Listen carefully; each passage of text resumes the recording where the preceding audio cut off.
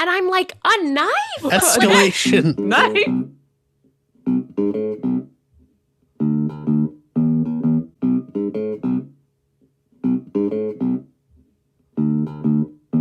Welcome to Court Captains, a volleyball podcast. Where we talk all things Pro Volleyball Federation. I'm Kelly.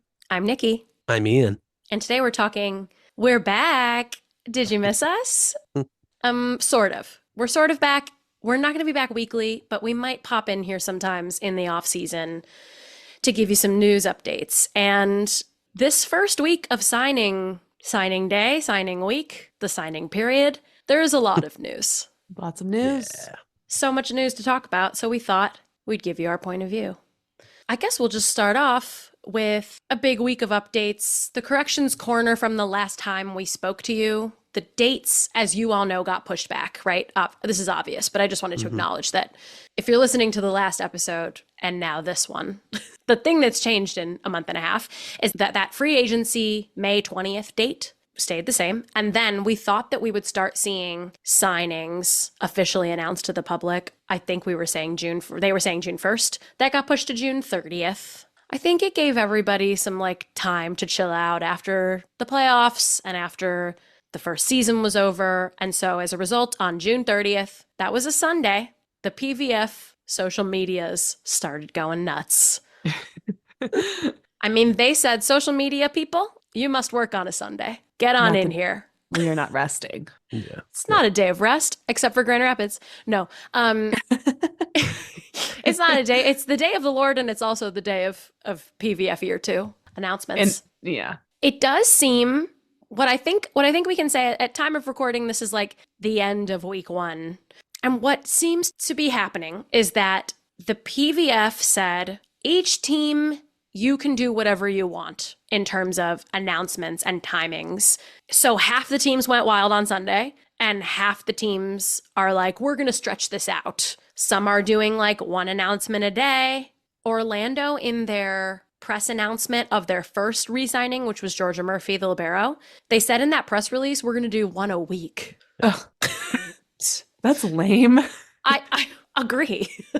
Also, okay, you're not Game of Thrones. Just release it all. Who cares? I don't know. And we can all do this building suspense for. Right. Weird. It also feels like it was a missed opportunity for everybody to do something at a similar cadence. I think that we now, by process of elimination, are starting to determine who's going where a little bit, especially when big transfers happen. And when big transfers happen, the teams that aren't announcing or are announcing slowly, those fans are freaking out a little bit. Yeah. I'll be honest, Columbus didn't announce the 30th or the 1st. Or the second. No, I think maybe the second was their first one.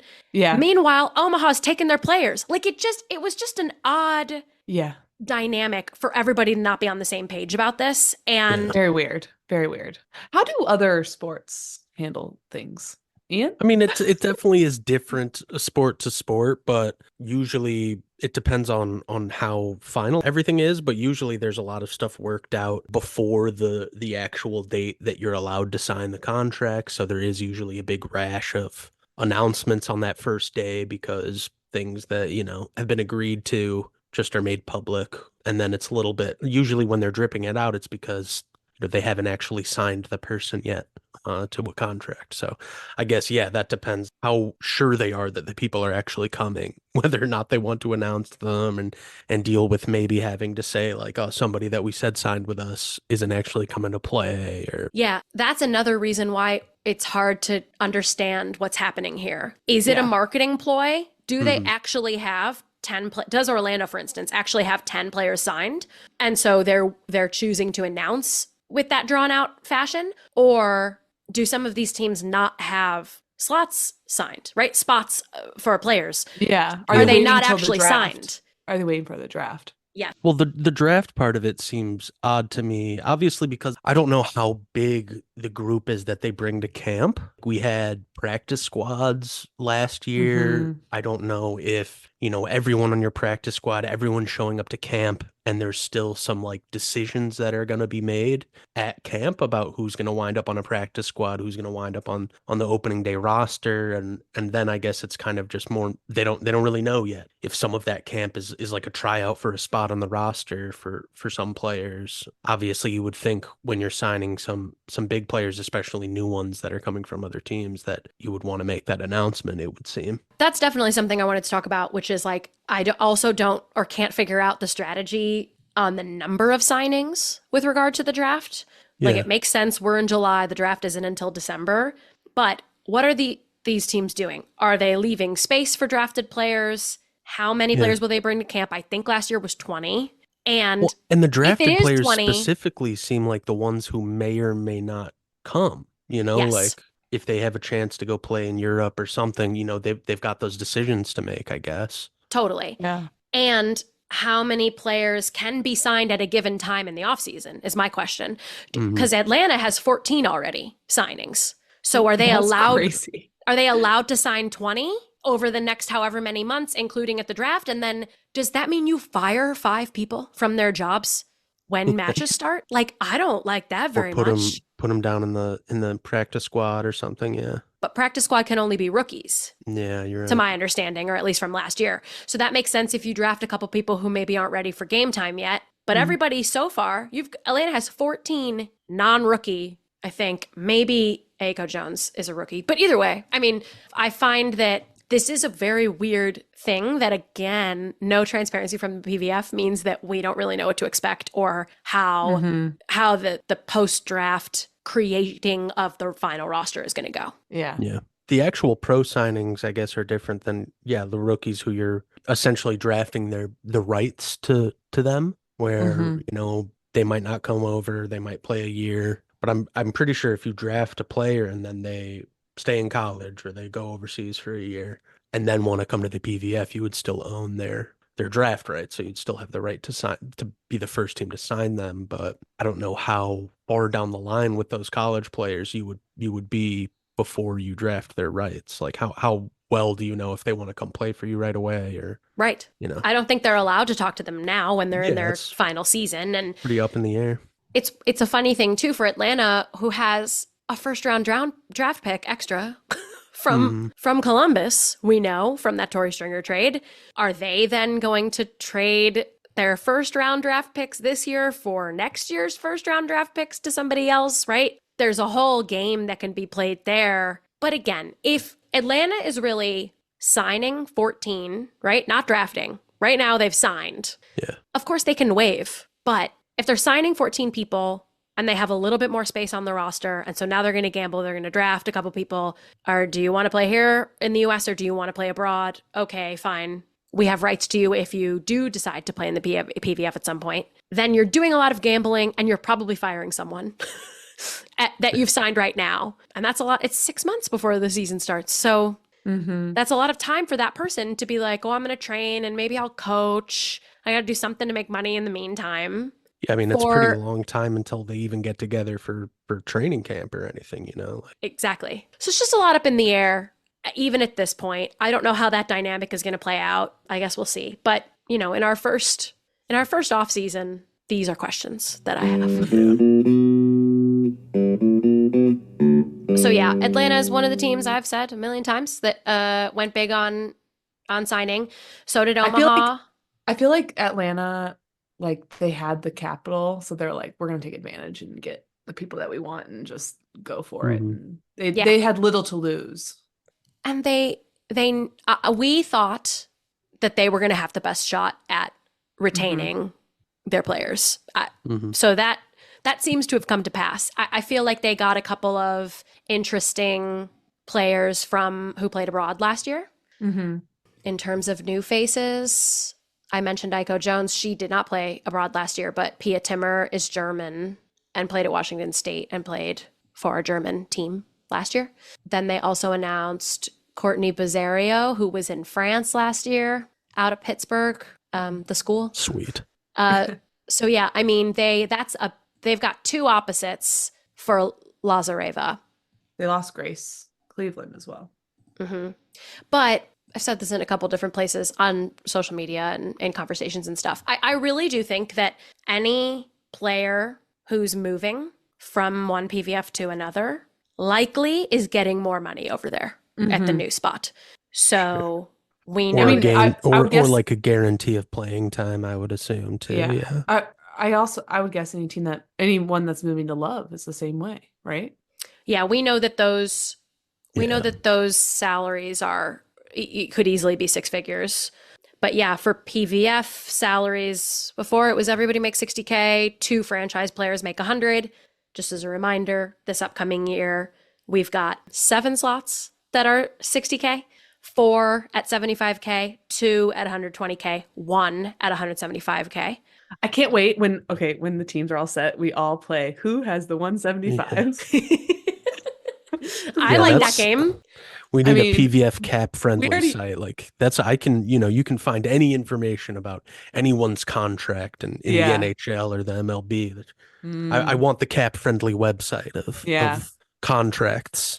I mean, we already know Vibes is Leah Edmond. It's gotta be.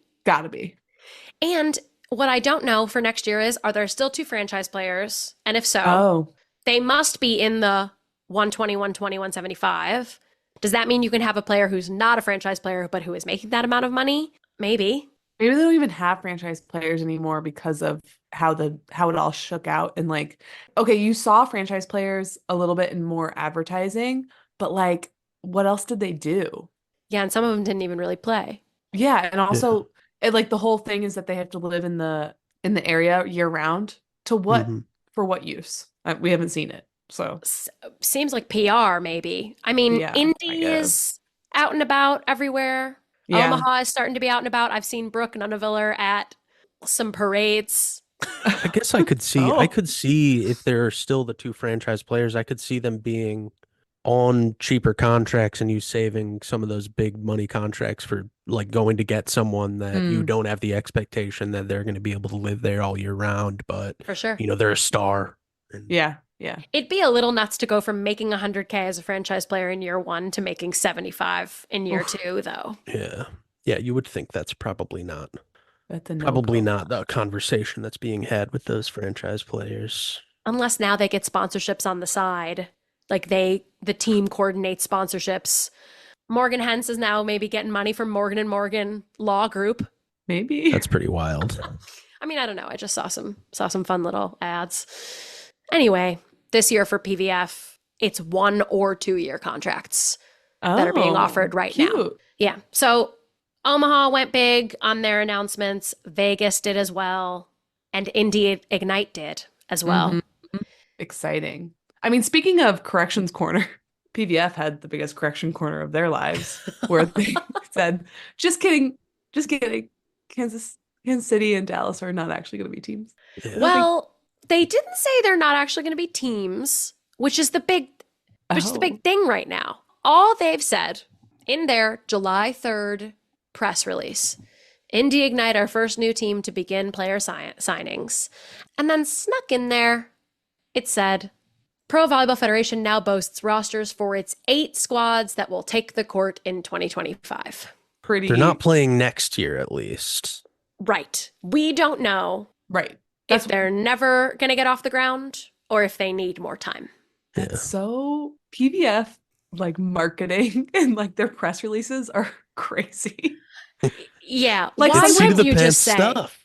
I mean, sorry, we're going to talk about it later, but the Todd Dejan, again, let's talk about it later. But yeah. I mean, like that press release is weird.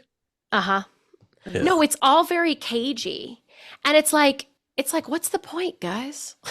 Yeah, I mean, that's where it feels like sometimes they're trying to answer questions that people have, but they don't really have the answer yet. Right. They don't know. And totally. Yeah, I wonder how it is with these teams coming in. Like, it didn't seem like it was necessarily the plan all along to be bumping salaries like this going into the second season. What does that mean for those new teams that weren't competing yet? And how much of a head start did they have knowing actually you're going to have to be paying more money than these teams in the first season for the salaries and stuff like that? I don't know. Right. Yeah. I mean, another interesting thing from the press release is that it said Overall, 72 players were signed in just the first 2 days. But I believe in the first 2 days, we only saw announcements of around 50. Interesting. Indicates that there might be a combination of things happening. If we have 8 teams and 14 spots, that's 112. So not all the spots are filled and signed, but it does seem like some teams were keeping some signings back pocketed to be announced later for marketing purposes. So that does give us someone called that out in the subreddit, which I appreciate. I missed it when this first came out, but yeah, it's again they breadcrumb us. You know, they're like 72 signings. Do the math, like yeah. Count how many we've done and put it together for yourself. Interesting. Yeah, but going back to Indy, I was very interested in their strategy, which seemed to be grab the setter of the year, or not the setter of the year. What did she win? Setter of the postseason. MVP, right? Yes. MVP of the postseason. Grab a solid QB with some experience. Get a libero who's game ready. Kylie Murr from Vegas. I feel like they paid them, those two, pretty well. And then the rest of the roster is like hitters who saw some time, maybe not that much, maybe weren't the GOAT. Ready to come back to the Midwest. and or ready to come home in some cases. And they've signed 10 and they did it, I think, on day one, everybody. Yeah. Nice. It's like exciting to see, I get. Honestly, that's like the most tea that we've gotten, right? Is all the players that are leaving their original teams to go to Indy. Right. I mean, besides, like, I feel like Jill was also another, like, kind of a big move going to Columbus, I think. Oh, yes. We saw quite a few of those, like, people moving to different teams, but I feel like the Indy announcements were actually the ones where we got the most information. Yeah. That's why the lack of strategy from a league perspective is so confusing, is because all that they've really been able to announce so far are departures, right? Yeah. It makes Columbus and Orlando and these other teams that are having the transfers, I'm not surprised by them, nor am I like that upset about it. Go make your money. Yeah. Like, sure. Go make some. Yeah. But it just leaves fans of those teams like, oh shit, what if my players are leaving and I don't know who's there instead or who has been re-signed? It just creates all this anxiety for what? It's pretty weird. Yeah. I like what Indy's strategy was. I'm a fan. And then Grand Rapids, just a couple. San Diego, just a couple. Orlando, just one at time of recording. Columbus caught up a bit. Columbus had 3 signings so far. It's July 5th today. So Columbus has had 3 signings that are pretty good ones, but didn't hear from them for the first couple days. I was a little nervous, I'll be honest. Frankly, so are their fans because they're seeing some of their big players get pulled. 2 in particular that I wanted to talk about. Reagan Cooper did not re-sign with Columbus, went to Omaha. I missed that. Rich get richer. Whoa. I missed that. Baby. Yeah, rookie of the year. Damn, good for her. Yep. And Caitlin Horde. Okay, whenever I see things like that though, I'm like, Columbus, what you doing? Right. Exactly. Yeah. That's what's happening. If Columbus is quiet for 2 days and Omaha announces taking their rookie of the year, Columbus is freaking out, the fans. Well, and that's what like is interesting or unique about that situation is that since it was all 1-year contracts, you know, as a fan, if you're a fan in another sport, you know who's signed beyond that year, you know, like who's becoming a free agent. But there is no incentive contract-wise for like the teams that have people to have a better chance at re-signing them. Like in the NBA, if you have a player, there's an option for the team that already has that player to offer more money.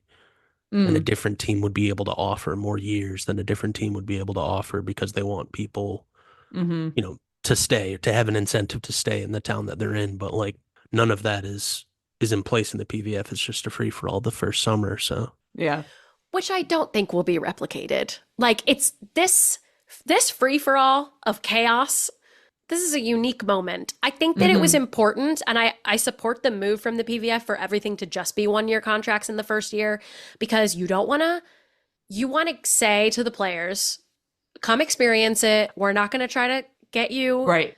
Yeah. Especially stuck in here. Yes. Yeah. We'll prove to you that you're going to like it, and we'll prove to you that you're going to want to like be at one of these squads and see what they can do and commit to longer down the road. The flip side of that is that we're experiencing this chaos and there is a lot of turnover, but I think it's going to be, especially with 1 to 2 year contracts now being signed, there's going to be like, it's just going to cut in half, I think. And teams abroad, this is the exact same thing that happens. Yeah, sure. 1 to 2 year contracts are very common in pro volleyball overseas as well. So this is just kind of funny that every single player is a free-for-all at the same time. But I think it's exciting. I do think there are a lot of re-signs that are cool. Yeah. Like Brooke Nonaviller in particular. You know, they paid her big. They had to have. She's probably the 175. I would think. If Reagan Cooper's not 120 behind her, it could be flipped. But I bet Brooke is the 175, yeah. Yeah. Omaha also grabbed Caitlin Horde from Columbus, as well as Kayla Caffey. And Caitlin and Kayla both played at Nebraska at some point. So there was a concerted effort. Those two, along with new face Brianna Holman, who's a middle blocker, also graduated from Nebraska. There seems to have been a concerted effort in Omaha to get some college hometown locals, girls. Yeah. People who want to live in Omaha. Cornhuskers. People who've done it before. And I mean, like we've said in the past, Omaha actually has some pretty good sushi. Indeed. And you know who knows about that? Kayla Caffey. So I do want to mention there's a pretty funny, while the Columbus fans are freaking out, understandably so, there was an Instagram post from Columbus where a fan commented, "Are we keeping anyone from last year or sad face?" And someone replies, "Doesn't look like it. With all these midseason changes, I think he lost player trust," referencing Angel. And I'm told that this person is Angel's wife, who replies, "All teams did midseason changes." Yeah. Like coming to his rescue in the comments, like I love that. Fighting the comment battles for him. Defend your man. Well, and like Asia left for, Team USA. Like some of those changes were not necessarily the organization's choice anyways, but. Right. Yes. There's just all this concern. Angel's wife is in the comments. Like, we don't need this. just release the signings. Just release the rosters. Ugh, crazy. Anyway, I thought that was hysterical. Very funny. Yeah, so regarding coaches, Angel, it seems like, is coming back. It seems like Amy Pauley's coming back. And mostly this is just based on how they're active on social media, how the teams are referencing like these coaches put together the roster or whatever it is. I haven't heard anything directly said about any other coach. Fran Flory, Taiba Hanif Park. I think Kathy George is back, but that's more, again, just from like picking up little pieces. They haven't done, and frankly, there may have been, when these coaches were first hired, those press releases might say something about a multi-year contract. I didn't look, sorry. But the only official, quote unquote, bigger announcement that we've seen is Todd Dejanay, head coach of the Atlanta Vibe, is not coming back.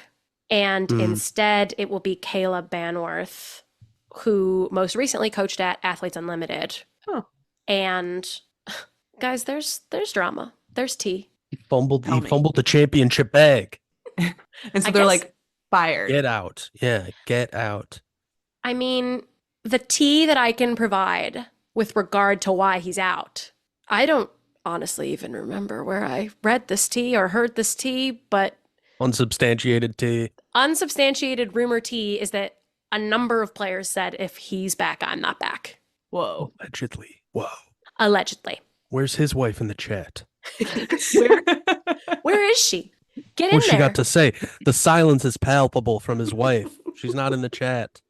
So, in Todd's place, we saw an announcement for Kayla Banworth. Most recently was at Athletes Unlimited. We heard that some of those players really loved her style, her coaching style. And so I'm sure that, something came about there because we know a lot of these players played at Athletes Unlimited. Her background is that she played at the University of Nebraska. She was a walk-on her freshman year. Oh, impressive. And she became the starting libero midway through her freshman season in 2007 and remained in that role through 2010. She was a part of the Huskers getting to the semifinals in 2008. I have talked about those 2008 teams, the NCAA at that time, with Penn State and Nebraska both being very big. And she's their all-time digs leader. And so from there, she went to the U.S. national team. She played a few years of professional ball abroad. She also won a bronze medal for the U.S. in the Olympics in 2016. So I knew her name from that level that she's played at, but I didn't know much about, obviously, the Athletes Unlimited thing. I just learned that she most recently was coaching there. If they don't win titles now, they've set the precedent. Yeah. If you don't win a championship, you're getting canned. Yeah. Okay. I'm thinking maybe we close out with any other like transfers of note that we thought were big. Talking Loveba? Well, Loveba as well. Those are the two things. So other signings / transfers of note. We had Willa Johnson going from San Diego to Vegas Thrill. I think that's very important for Vegas with the departure of Kat Bell. Yep. They really need that. For Vegas, Alicia's back in. Hannah Maddox is back in. Burke is back in. Lane Van Buskirk is back in. Saskia also. She was saying on her Instagram that she was going to Greece. And I know.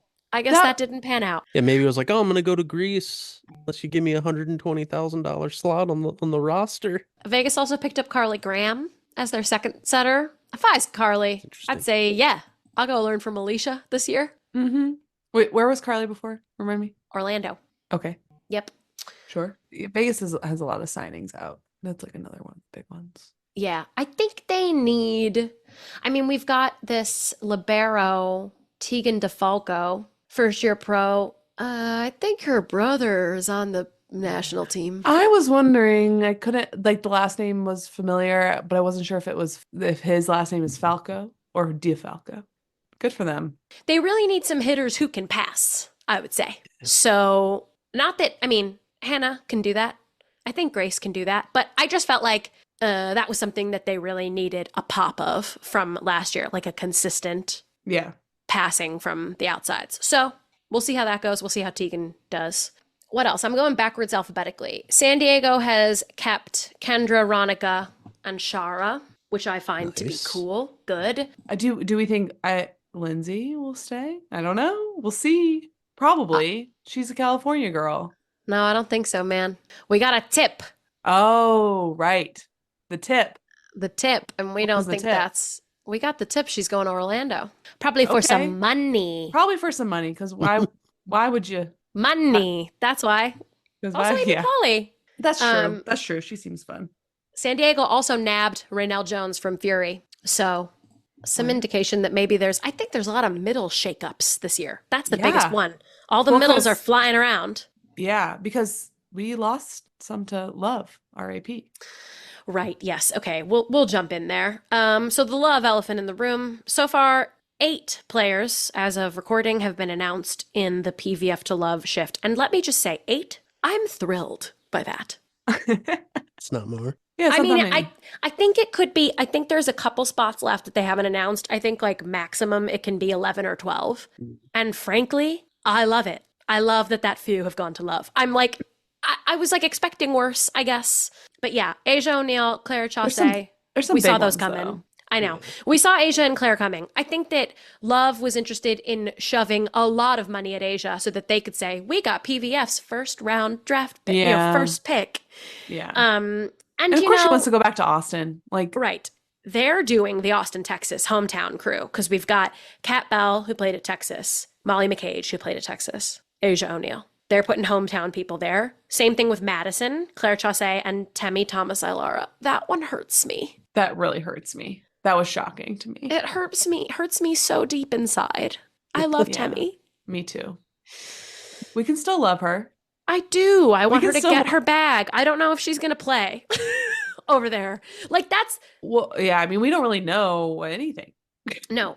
But just Madison right now is like fully stacked with Olympians. So I don't know. That was another, just like a side note. So this summer I've played with younger people who just got out of college. And it's just interesting to hear them talk about these things and their like love and PVF from that perspective, because they literally know these women. I did not play with them. They did. And they like from their perspective, like a couple women that just graduated, they're like, well, love has all of the good players. It's better. It's a higher level. I think it is. Yeah. And I'm like, dang, that sucks for PVF. Yeah. I think it was always going to be what it was. Love has so much investor money. Yeah. And they were able to really throw money at players right away. And they started with the Olympians, right? All of these Olympians who are going to play in 2024, they're all over there. So, but I've never thought that the PVF level was the highest of the high. I knew that to be true. And I think that things could shift over time. Yeah. Depending on, again, this model is so weird. The love model is so weird to me. As a fan of American pro sports. I think that's what it gives me like a bad feeling. It's is the love model. And for those who need a refresher, love is in these cities, and them as an organization is like basically buying up clubs, and that is partially what funds the professional level. There is I was talking to someone who like they played, their daughter or something started playing for one of these clubs, and there is literally an actual surcharge to be part of the love brand. Which like club volleyball is already so expensive, so annoying right off the bat. Okay. An argument that you will hear is, oh, well, that's how they do it in Europe. No, it's not how they do it in Europe. In Europe, they have a single club that everyone grows through from little like youth sports all the way through. It's not a conglomerate buying up a bunch of smaller clubs. This isn't volleyball hedge fund shit. Like, it's not that over there. It's that. No. That's what love is. And it's just such an American thing that is happening. And it's really frustrating. I heard from someone who has kids playing club and they're going to tournaments. This kid isn't playing it for a love team, but their club went to a love tournament this year. And entry fee for parents and kids to watch was $25. So for the family to go watch their daughter play, it was like $125 day just to watch the tournament. Wow. Like at Spry, but you didn't pay for that, right? No. Maybe nationals, what, $8 maybe? Right. Single day. Like, yeah, it's quadruple what it was. Whoa. And now for a family to go support their own sibling daughter. So it's just, it's contributing to something that was already not equitable. It was already something that, it's expensive to play travel sports. Yeah. And so it's just widening that gap, which again, good metaphor for America in total. Wow. What you're saying too with like the European model, again, they're buying up clubs. They're not starting one in a place, No. They're not building something from nothing. Yeah, I'm interested. I don't know if it's about, the older kids helping the younger kids too. Like, I don't know if that's part of the mission. I hope so. Yeah, I hope so too. That would make me feel a little better. Yeah. The other part of it that's going to be, I think, a little weird maybe it won't be. But the other part of it that I think feels weird to me is this idea that they don't have a home. It seems like they don't have a home arena necessarily, but all the teams meet up in a city and play each other that weekend. It's this exhibition style. It's not the reason why you're cheering for Austin if you live near Austin is that you can see them more often, but it's not like they're pitting these teams against each other and trying to see where the rankings and the standings go. Yeah. It just feels like it's not that model that we're used to. Yeah. Yeah. Yeah. So since we're talking shit about LOVB, let's I want to tell everyone about LOV, which actually is Lights Out Volleyball. It is a nonprofit organization that provides equal access opportunities to the sport of volleyball, and they advocate for athletes that are often overlooked. So they will provide lessons in communities that are underprivileged and just try to like expand the reach of volleyball for communities that maybe don't have the access to the expensive clubs that we're talking about. So we'll link them in the show notes. You want to send a little money their way? Nice. It's a love that we we really love. I do feel bad for them because I do think that they had their name before LOV. Oh yeah, I think so too. Which is quite the bummer. Well, thanks, Kelly. We'll link them. One thing that I did want to mention that I support with LOVB, just to put a final cherry on top and not, end on a negative vibe. A corrections corner from the last episode is that we heard that LOVB changed their exclusivity clause. Oh, so that's good. Before we heard that you can't play for anything but LOVBA, now they've adjusted it so they can play Athletes Unlimited if they want to. Great. So I like that. Right? Yeah, I mean, it makes more sense for them. They should have been doing that from the beginning if you want a player-focused league. But that's good, at least, that it's not exclusive. So that's a great thing. Oh, I just want to say the final thing. Do we want to go through? I feel like I've talked about Atlanta new players. Indy doesn't have any from abroad. Omaha has a couple. So I mentioned Brianna Holman, who signed with Omaha. The other player who's pretty exciting is Kelsey Payne, who signed to Omaha, an opposite hitter, played at Kansas. And we currently have a total of 10 new faces who are playing, many of whom were playing abroad last year and have graduated in the last handful of years. 4 who are 4 or 5-year pros, and about that same amount who are like graduated in the last couple years. So I think that's a good sign. Yeah. That we're not just renewing contracts, that we're pulling in some people who didn't have it before and are now considering it and signing. So I like that. But yeah, overall, so much going on. If you want to keep up with the announcements and the signings and who's going where, I am keeping an Excel sheet. So we'll link that in the show notes as well. Yes. There was a pretty funny moment where, to date, I believe I've only made one error, and it was a pretty big one, where I accidentally put that the rumor was that Kendall White was going to Mojo, and I meant Kendra Dalkey, and they're right next to each other, and someone was like, out? Well, no, one person was like, I've heard Kendall White's going to Mojo. And I said, wait, that's in my sheet, but my source is classified. I don't remember. Who's your source? And the person said, there goes my source. Because it was me. Oh my God. It's coming full circle now. That is. The call's coming from inside the house. Yeah, you're informing yourself. I looked at it and was like, oh no. And I updated that one on my phone, which is why you shouldn't use Google Sheets in your phone. Yeah, no. Bad news. So I adjusted it. That was a clerical error. Sorry. But other than that, I think that's my only mistake so far. I'm keeping it all, track of it all. We've got some rumors in there. We've got color coordination. Trust. Your corporate girl is going to do some color coordination in Excel. So we'll link that as well if you want to keep up. We could probably do some pivot tables too, if Nice. I can't do those. I'm going to need one of y'all smarties to do those. Did you guys see that Jamie Foxx's daughter plays volleyball? Yeah. Really? That was crazy. I was like, where does she play? Somewhere club in LA. I enjoyed that video of him like cheering on the sidelines, and like he just looks like a dad. Yeah, he's a dad. He probably had the money line on the game. He's always he's doing the MGM Sportsbooks commercials. Oh, Mac Pedraza went to Omaha. I didn't say that, but that happened like right before we started. Yeah. Nice. Did you? What is it? I mean, so far since the things have been announced, do you feel like Omaha is angling for the repeat? Are they gonna repeat as champions? I mean, they look fucking good. So does Vibe. Yeah. We'll see. There's definitely some good confidence. I'm very intrigued in like what Columbus and Grand Rapids and San Diego and Orlando, like they're just not giving us anything yet. So if they can add, especially if they can add some new faces, I think they have a shot. we don't know what we're working with yet, you know? Yeah.